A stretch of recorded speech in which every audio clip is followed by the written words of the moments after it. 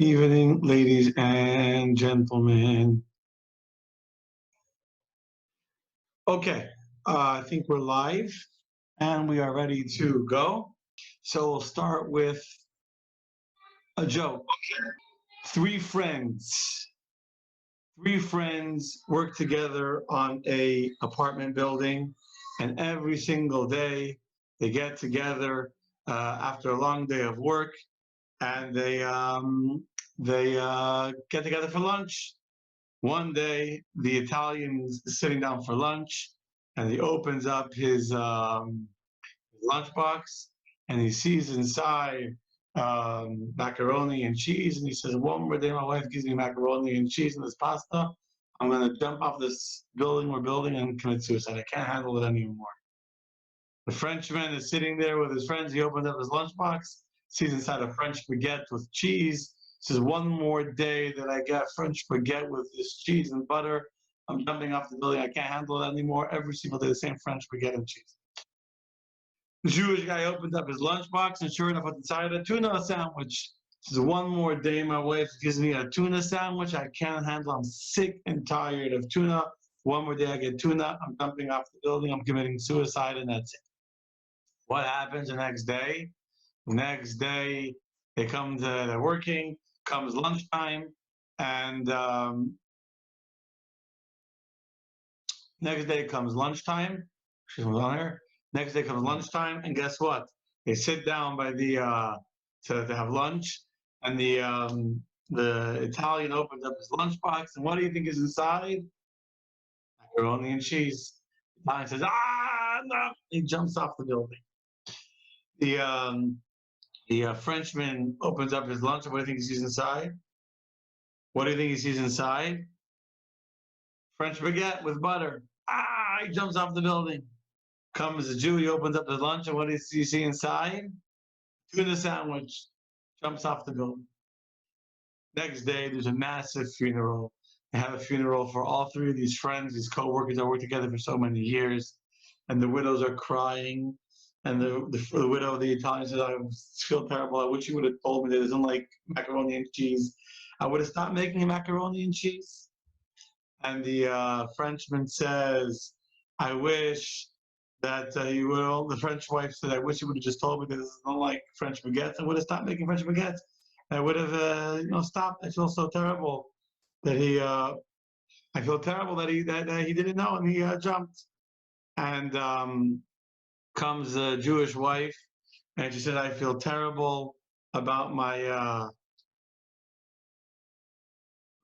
She was not working. And the Jewish wife sitting there, she's crying. She says, "I don't understand. I don't understand. My wife would make his own lunch. My husband will make his own lunch." I'm distracted because the subject is not working on getting messages. Okay. Anyway, that's the story. So tonight we're going to be talking about this famous debate and discussion, theological discussion, that if God knows everything, then how do I have free will? See, we have to understand two things. First of all, there is a fundamental belief in Judaism that we make our own lunch. We cannot blame our lunch on anybody else. You can't blame it on our spouses. We can't blame it on our wives, or on our kids, or on our boss. We are the only ones responsible for our lunch. That's one belief in Judaism. The second belief in Judaism, that God is Yedea Hakel.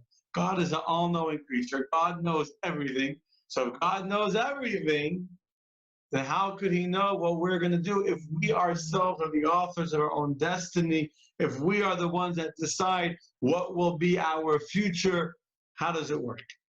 And of course, it's a little bit of a contradiction. On one hand, as the Rambam himself writes, Maimonides writes, that to believe in the idea of free choice is a Iker Gadol. It is a great fundamental principle that is critical for us to know. The Amud HaTorah, it is the foundation of all of the Torah, this idea of free choice. So we cannot say that we don't have the ability to choose our own destiny, to decide what will be with us. And yet, at the same time, We also believe that God is in charge. God is the one that controls our destiny. So how do we reconcile the two? Now, I just explain one thing. If you don't believe that God gave us the ability to truly make a free choice, then there's no way that God could punish us for our sins or reward us for our good deeds. And obviously, the fact that Judaism believes in Gan Eden and in hell, which we discussed in a class last week, the breakdown of how that works, the fact that God believes in all of this is a proof that God obviously feels that the fact that God is able to reward us for our actions and to make us responsible for what we've done and to give us reward for what we've done, that could only happen if we are in charge of our own nature. If God created us a certain way and God pre-programmed us to be sinners, could God punish us for doing a sin? Of course not. God would not be able to punish us for doing a sin. God would not be able to punish us for doing a sin if we didn't have free choice. So obviously, we have free choice, and therefore we're responsible for what it is that we do, because we are the ones who control our destiny and control our destiny. As there's a famous joke that says, "We must believe in free will. We have no choice about it." Okay. However, if you say that we have free will, then it says that it has free will. Forgot to put the password in there. It says that you have free will. Second, I feel bad that people are trying to log on and can't log on to the website. LifelongJewishLearning.com is our website. Anyway, if we believe that we have free will, then God's knowledge is not complete. Because how could God know if I will decide to do an action of kindness or not today? How could God know if I'm going to decide to keep on watching the class on Facebook or scroll on to the next whatever else is on my feed? How could God know? If it's up to me and only I can choose my destiny, then God's knowledge seemingly is limited. God's knowledge is incomplete. This is a question that has been addressed by many scholars and many philosophers. The most famous of all answers is the answer of the Rambam. Now I'm going to share my screen and I'm going to show you the Rambam. Okay, so let's open this up all the way. I hope you can all see the screen. I move this out of the way. We can actually hide this, I think. Hide video panel. Okay, so if you see my screen, this is from the Rambam. This is chapter 5 of Hilchos Tshuva, the laws of Tshuva of the Rambam, chapter 5. So in the beginning, the Rambam describes very clearly that free will is granted to all men. That's the fundamental principle. Free will is granted to all men, and if one desires to go to the path of good and righteous, the choice is his. Should he desire to turn to the path of evil and be wicked, the choice is his. And it goes a great length to explaining this idea. Okay, thank you. It goes into great detail explaining this idea in the Rambam. The Prophet explains that since free choice is in our hands, it's our own decision. Therefore, we need to repent and abandon our wickedness, for this choice is presently in our hands. This is, I mentioned before, this principle is a fundamental concept and a pillar upon which all of the Torah mitzvot stands. Okay, we have the choice. Asks the Rambam a question. Now we're in the 5th halacha of chapter 5. One might ask, since the Holy One, blessed be He, knows everything that will occur before it comes to pass, does He or does He not know whether a person will be righteous or wicked? Does He not know? Of course He knows. All those that are watching, thank you for watching. Understand the question. This is one of the most famous of all Jewish questions. If the Holy One, blessed be He, knows everything that will occur, So how can we say we have free choice? How can we choose to be righteous or wicked if God already knows? If he knows that he'll be righteous, it appears impossible for him not to be righteous. However, if one would say that despite his knowledge that he would be righteous, it is possible for him to be wicked, then the knowledge of God is seemingly incomplete. So how do we explain this? This is the question. What is the answer to the question? Says the Rambam. Know that the resolution to this question can be described as its measure is longer than the earth and broader than the sea. That's the answer. Know that this question is so great, its measure is longer than the earth and broader than the sea. Many great and fundamental principles and lofty concepts are dependent upon it. However, the statements that I will make must be known and understood as a basis for the comprehension of this matter. So we're going to make now a fundamental introduction. As explained in the second chapter of the laws of the knowledge of Torah, that when God knows something, he does not know it the way me and you know something. The way me and you know something is that I exist, and then there's a math problem, so I know the math problem. I know how you are. However, the knowledge of God is not external from him.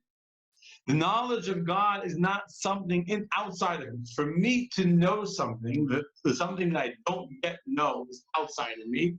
And now, with my knowledge, I'm going to come to understand something which I do not know. However, with God, may his name be praised. Rather, he and his knowledge are one. This is the fundamental principle of understanding the way God operates. Now, this idea that he and his knowledge are one is something that the human brain has a very hard time comprehending. As this next paragraph says, that human knowledge cannot comprehend this concept. It's beyond our potential to understand the idea of how God is able to know something with a knowledge that is not independent of him. And that's why it says in Exodus, and no man will perceive me and live. No man can see God, meaning it is beyond man's potential to comprehend and conceal the Creator's knowledge. This was the intent of the prophet Isaiah when he said, for my thoughts, my thoughts are not your thoughts, nor are your ways my ways. We cannot understand God. Accordingly, we do not have the potential to conceive how the Holy One, blessed be he, knows all the creation and the deeds. However, this is known out of any doubt that man's actions are in his own hands, and the Holy One, blessed be he, does not lead him in a particular direction or decree that he do anything. Even though we don't understand the way that God's knowledge operates, nevertheless, says the Rambam, that does not take away this fundamental principle that the man's actions are in his own hands. God, blessed be he, does not lead us in any particular direction. God does not decree what we should do. And remember the word decree. So this is the key words here. I'll explain soon. Decree. This is matter is known as tradition of faith, and there's proofs, etc., etc. This is a fundamental principle which is dependent on all the words of prophecy. Let us understand what the Rambam is saying here, okay? Now, the Rambam seemingly is saying something, I can see you guys now, having some technical difficulties here. The Rambam is saying something which seemingly is a big mistake to say. No rabbi starts a class by addressing, imagine I was like, tonight's class is going to be resolving the contradiction between faith, between free will, and God's all-knowing knowledge. Oh, but by the way, the answer is too complicated. I don't know the answer. No man can know the answer. You don't start a discussion that you don't have an answer for. That's highly foolish and not a very good idea at all. So why would the Rambam begin this conversation? And the Rambam says that you should know that this answer is something that human knowledge cannot comprehend. There's no answer that will get it done. Good night, ladies and gentlemen. It was a pleasure talking to you tonight. No one can understand the answer. No one can understand the way that God operates. Take it on faith. It was a pleasure seeing you. I'll see you tomorrow at 7:30. Does it make sense? It's not the way the Rambam writes his book of Jewish law to write questions that don't have an answer. So indeed, the The Ravid is Rabbeinu Avram ben David. He lived in France during the 12th century. He was a very harsh critic of the Rambam, big critic. He opened almost any Rambam will have, together with it, will have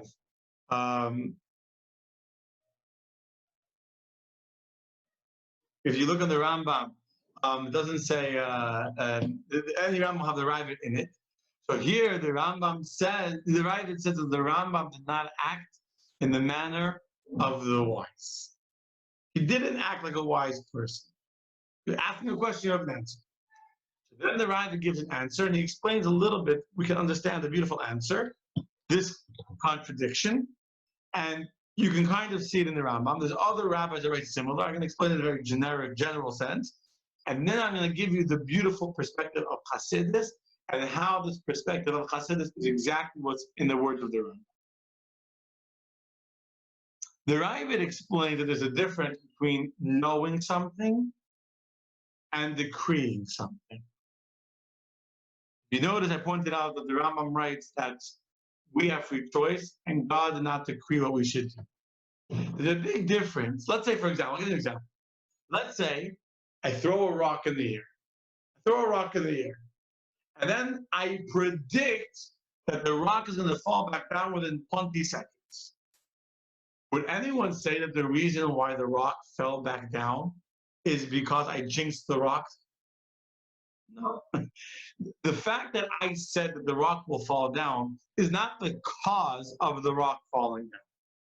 The fact that I said that the rock will fall down is because I already know. It's a result. I should say, be careful with my words. It's not the cause of the rock falling down. It's the result of me knowing something called gravity, and knowing that in gravity there's an inherent pull that will make a heavy rock fall down.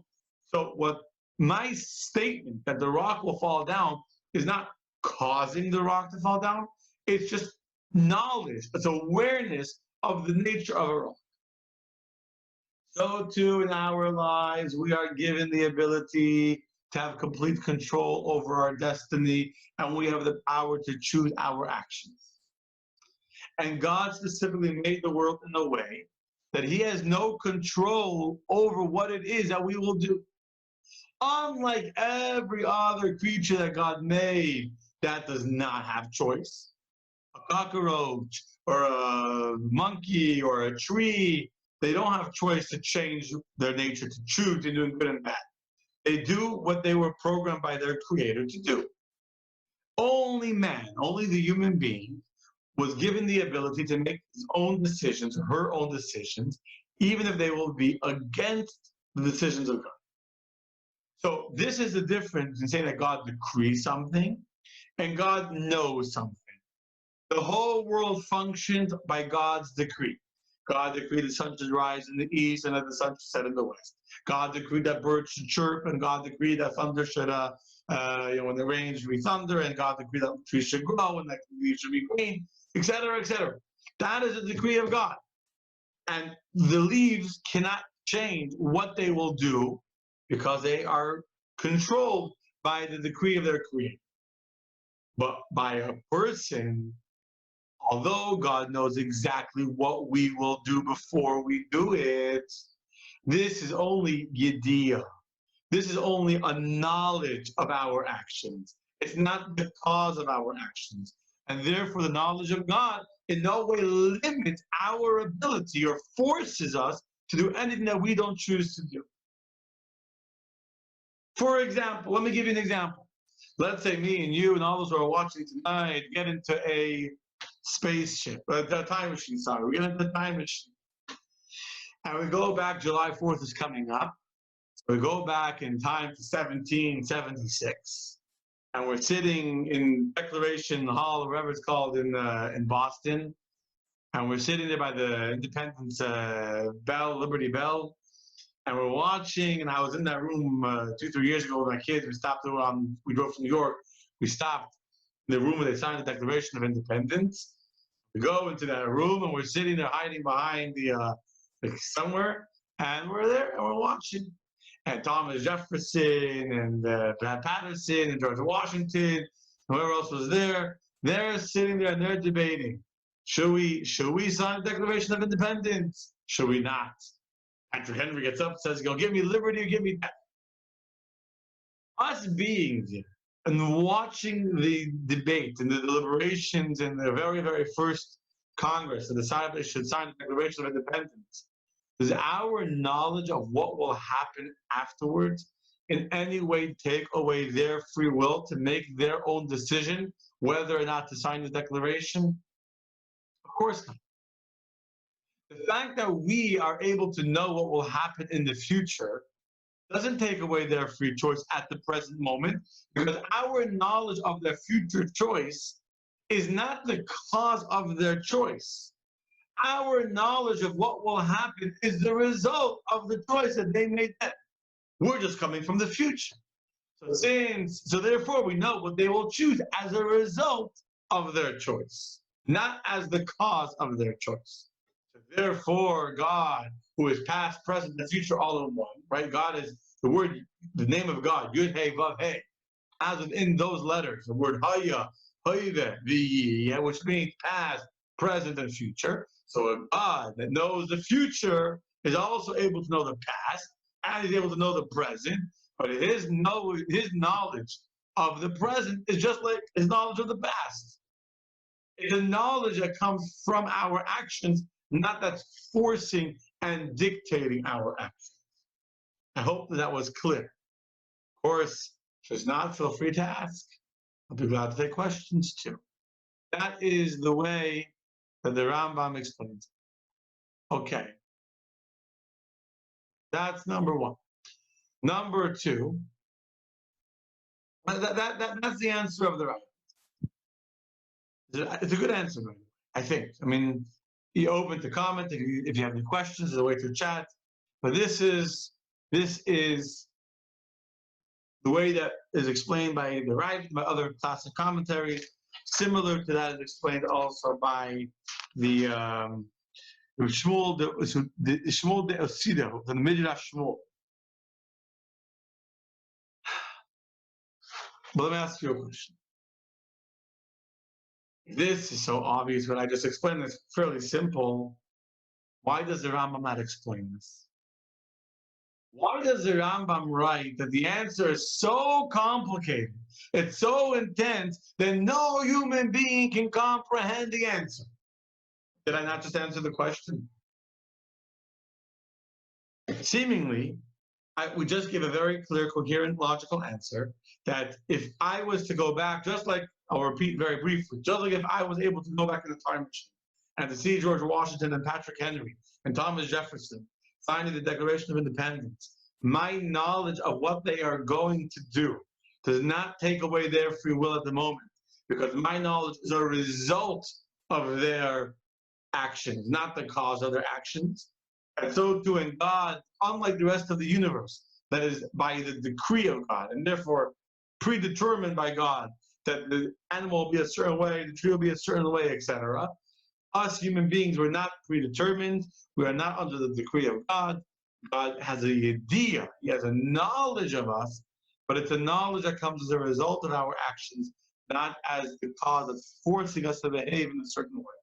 Therefore, because we have the ability to choose how to act, therefore God can punish us for our mistakes. God can reward us for our good deeds. God can get pleasure from our actions, etc., etc. As we see many, many examples where God is impacted by our actions, both happy and upset. God gets angry by our actions. God gets pleasure from our actions, etc. So why couldn't the Rambam just give this answer? Why does the Rambam write that it's more complicated than you can imagine?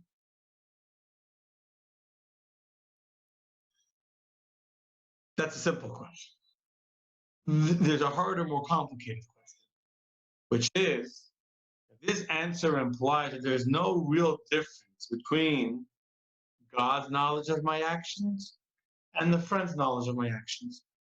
So there's a bunch of people that are watching tonight's class.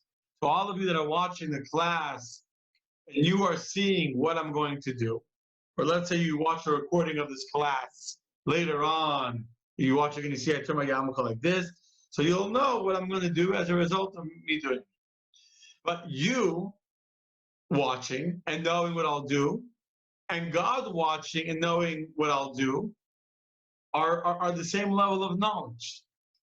The answer that we explain implies that whatever I do, whatever my decisions come from me, and God is almost like an outside observer, just like you're an outside observer, and the two of you together are equally observing my actions. The only difference is that God can see past, present, future all at the same time, and you can't. Understand the question? It's hard for me when I'm teaching something like this without having feedback and making sure that I'm clear and connecting with you. But I hope that I'm being clear.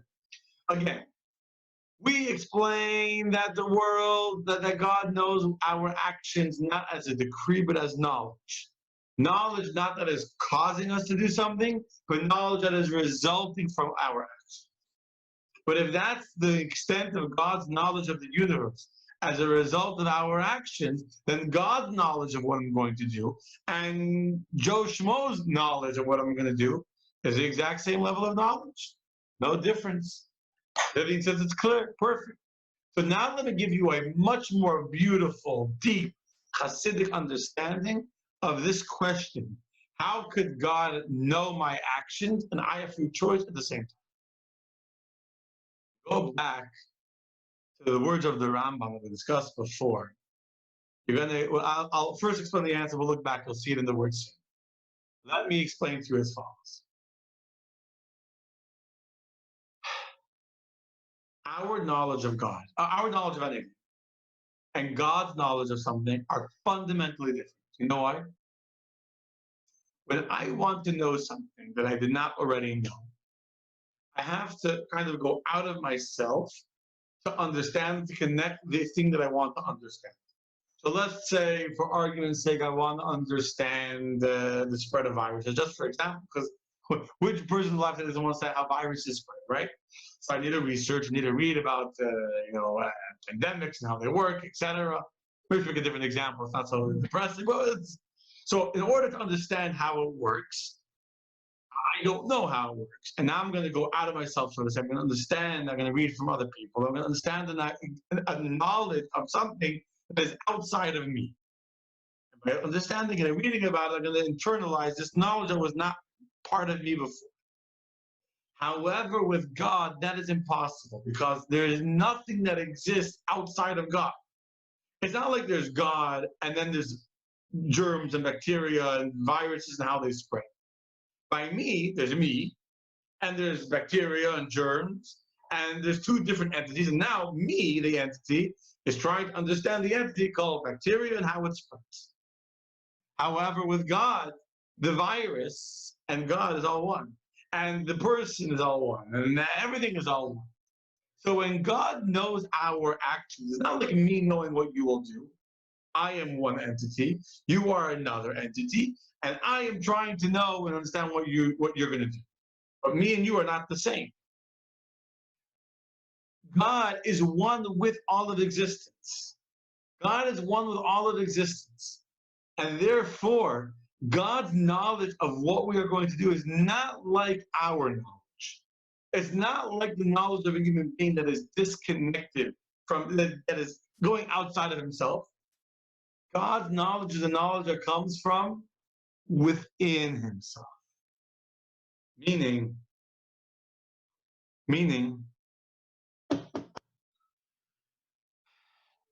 you decide you want to go on a diet. Yeah? Or listen, you decide you want to eat healthy, you're stuck at home. You decide you want to watch a class on the computer. You have the free choice when you open the computer to get distracted and to play, I don't know, Spider Solitaire or whatever else you do on your computer. Or you're watching on Facebook, although we lost connection, but if you're watching on Facebook, you have the choice to keep on watching and to scroll down further, right? You have that choice. Do you know what you will do? Yeah. You know I am focused. I am going on the computer because I want to watch a class. And I know that even though Facebook will put some pop-up in my face or whatever, I'm not going to be distracted. I'm going to focus on what I want to do. Or you know that chances are that you'll watch for 5 minutes and you get bored of me and you'll go find something else to watch. But your knowledge of what you will do after 5 minutes is not a knowledge that is taking away from your free will. Because the knowledge is not a knowledge of something external from you. It's a knowledge from within yourself. And therefore, the knowledge is only a manifestation of who you already are, of your consciousness. Meaning, you don't need to know something out. When you're knowing what you will do, it's not what we call knowledge. It's more self-awareness. It's a sense of consciousness. I am self-aware. I know that I will behave in a certain way. So knowing how I will behave is not what we normally call knowledge of something. Okay? This is what it means that God knows what we will do, and we have free choice. Because God's knowledge of us is not the way we think of knowledge as an imperfection that I don't know something, and now I'm trying to know something outside of me. No, God's knowledge of us is not something distinct from Him at all. Okay, let's read that in the Rambam. Now I'm going to share my screen again. Now I want you to see the words that we quoted before, and you're going to see how beautiful these words are. Beautiful words. Going back to the question, one might ask, right, since the Holy One Blessed be He knows everything, so does He know or not whether the person will be righteous or wicked? If He knows, then there's no free choice. If He doesn't know, if it's possible for the person to be wicked, then seemingly His knowledge is incomplete. So which one is it? Now let's read this again, and let's see if you don't see the beautiful perspective of Chassidus, that the knowledge of God is one with Him in what the Rambam says. Know that the resolution to this question is great. Its measure is longer than the earth and broader than the sea. Many great and fundamental concepts, principles, and lofty concepts are dependent upon understanding the difference between our understanding of God's knowledge and the world's understanding of God's knowledge. However, the statements that I will make must be known and understood. And what is this concept? As was already explained earlier in the laws of understanding the Torah, the Holy One Blessed be He does not know with a knowledge that is external from Him, as do men whose knowledge and themselves are two different entities. No, God is not a human being. For God to understand the actions of another human or another creature, another existence, is not like God doesn't know and now God's trying to go outside of Himself to know something He didn't know before. Rather, He and His knowledge are one. What does it mean He and His knowledge are one? Because all of existence exists within God. So when God knows something that will happen in the universe, what God is knowing is a self-awareness of Himself. Not something outside of God. It's God. His knowledge is one with Him because all of existence is one with Him. Now, of course, human knowledge cannot comprehend this concept in its entirety. We can't understand truly the idea that God is one with all of existence because we don't have any parable in the human reality that is in any way comparable to this. I'll give you a close parable in a minute, but there's no real parable. And therefore, just as it is beyond, just as it is beyond the potential of man to comprehend and conceive the essential nature of the Creator, as it says in the Shemos, that no man can see God and live, so too, it is beyond man's potential to comprehend and conceive the Creator's knowledge. Why? Because the knowledge of God is one with creation. God created the world in a way that's part of Him, so His knowledge is part of Him. This is what the prophet Isaiah says, for my thoughts are not your thoughts, and your ways are not my ways. Accordingly, we do not have the potential to conceive of the Holy One. He knows all the creations and their deeds. We don't understand, not because we don't have an answer to the question. We have an answer to the question. The answer to the question is that the way that God knows us, the way God knows a human being, is not the way that one human knows another human, that it's a knowledge external and independent of his existence, but rather the knowledge of God, the behavior of a human being, is a knowledge that is one with his existence. Therefore, it is without any doubt that man's actions are in his own hands. Your actions are in your control. And therefore, if you do a good deed, if you overcome your nature and you overcome your, whatever it is, your jealousy and you're happy for somebody else, or you overcome your stinginess and you're generous, or you overcome your lack of focus and you're sad and you learn in class, or you overcome your laziness to get up in the morning and get up to pray, whatever it is. Your actions are in your own hands, and you are rewarded for the mitzvah that you did. God gets pleasure from what you did. God says, look at this beautiful person. Look at how geschmack. Look at how gorgeous it is to see this person overcoming his actions, overcoming his nature. Yet, at the same time, the Holy Blessed He does not lead him in a particular direction or decree that he do anything. And this idea to know that God knows everything, and that His knowledge is not impacting or impeding our ability to make choices, is not only faith, not only a matter of faith, but also wisdom. Also wisdom. Okay. I'll give you a partial example for this idea. Let me turn off the sharing screen. So I'll give you a partial understanding for this concept. Partial concept, the partial parable will be your own children. You can kind of know what your child will do, and yet they still have free choice. So you can know that if you give some of the very basic example, you tell your 3 or 4-year-old Menucha, here is a beautiful ice cream cone for you, full of ice cream. Or here's even a chocolate chip cookie, you got ice cream. Do they have the ability, do they have the choice to not somehow like wipe their dirty hands all over their shirt and get chocolate everywhere? Yeah, theoretically they have the choice. You're not forcing them to wipe their hands on their shirt and make their shirt dirty. And yet, as a parent who knows your child, you know what they're going to do. How do you know what they're going to do? Because the child is one with you. As your child gets older, the choice is a little more complex, not so basic as wiping their shirt.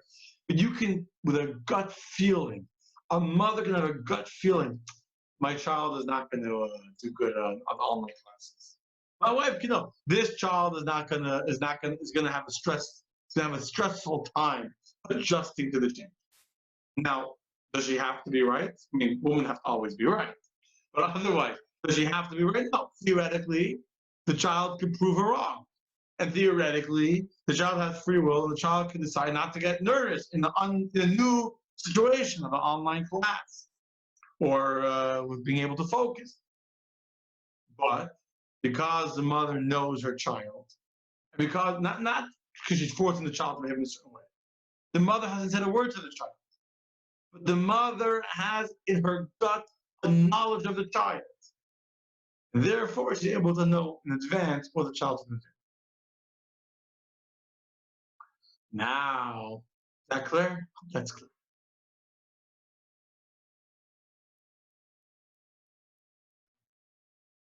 Take a little bit deeper, but I think you can really explain there's 2 levels of God's knowledge.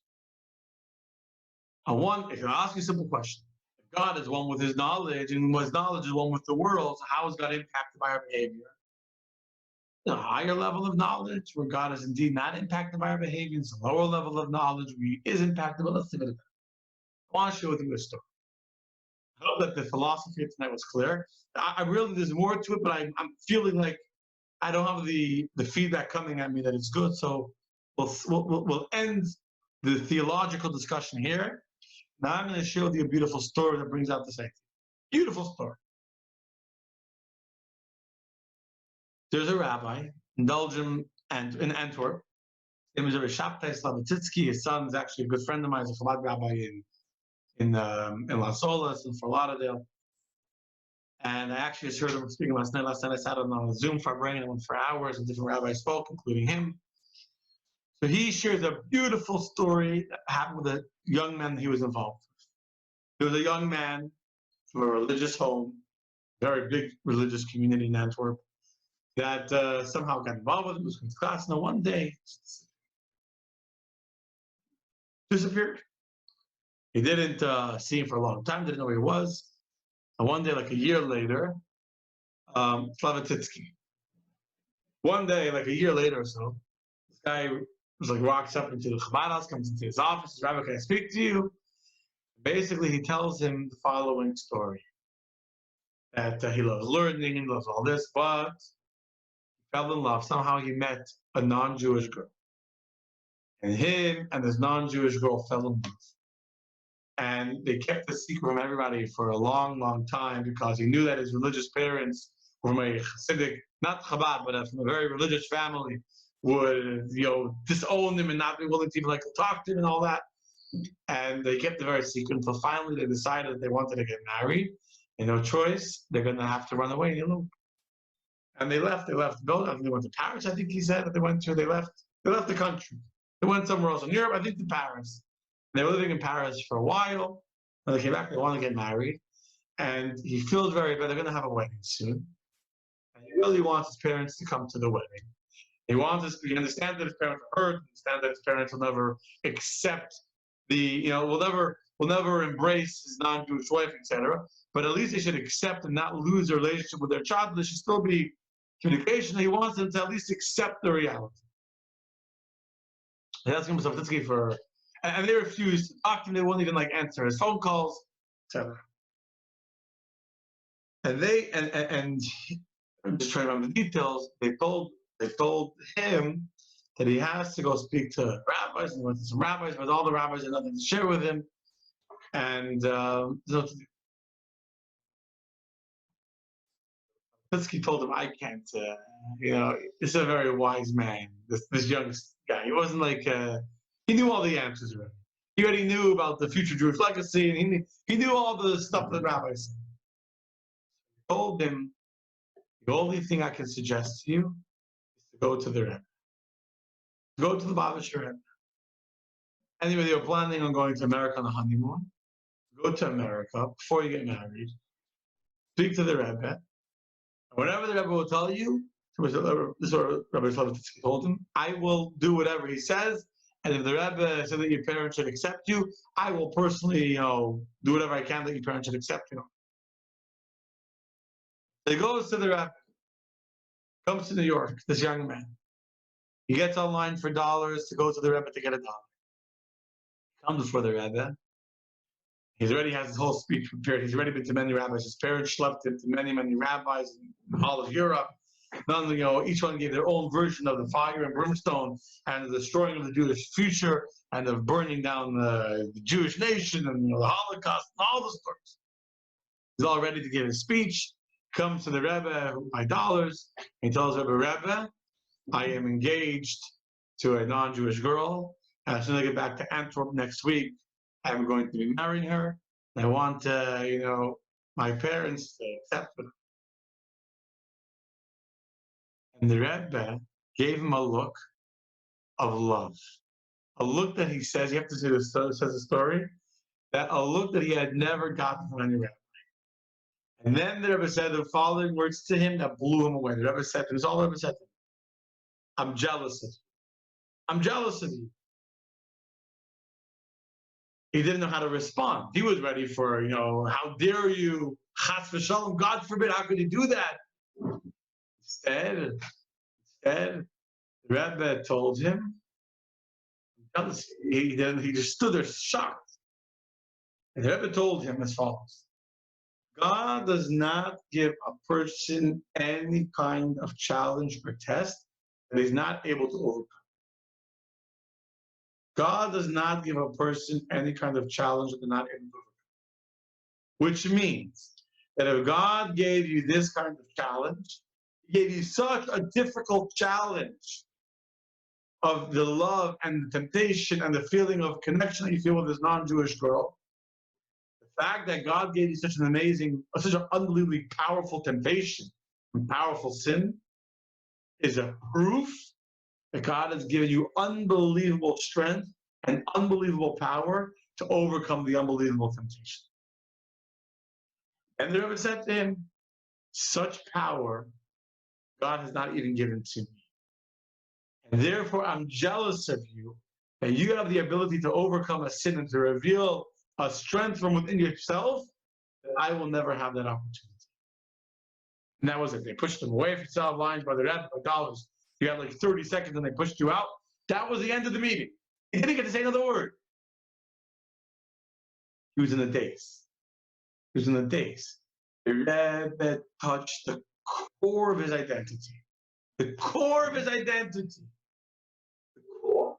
You ever said to him that you have the ability to overcome? If you have a challenge, it means that you have the ability to overcome. The choice is yours. Choice is yours. That's why it's beautiful.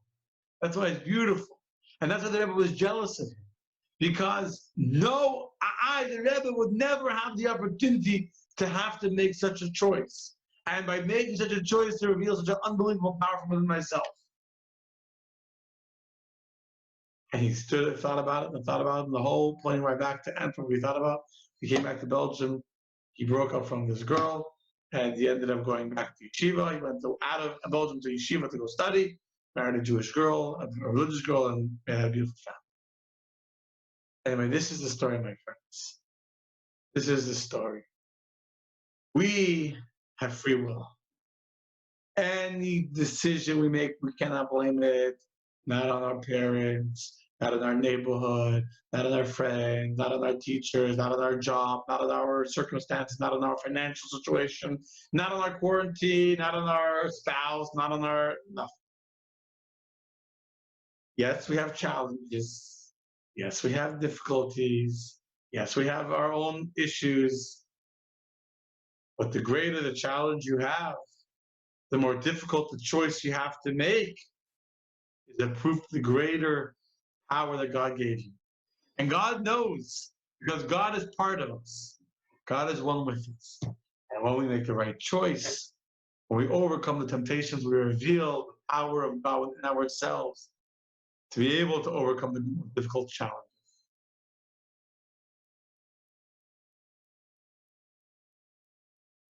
That is the story, my friend. Shall listen to the beginning of the class and you'll hear the answers. I hope that what I said today made sense. I hope that it hit a chord. I hope that it was meaningful to you. And I hope that we now understand that we are the authors of our story, but not that God is just reading it helplessly. God is the existence of our story, and our choices reveal the power of God in ourselves. Laila Tov. God bless us all with the power to make the right choices and to overcome all the temptations of life. Tonight, you can watch the recording of this. Will be live on the website. I think soon we'll send it out. If not, and God willing, tomorrow we're sending out a survey of trying to get a better feel for what classes people are interested in watching, et cetera, et cetera. Good night.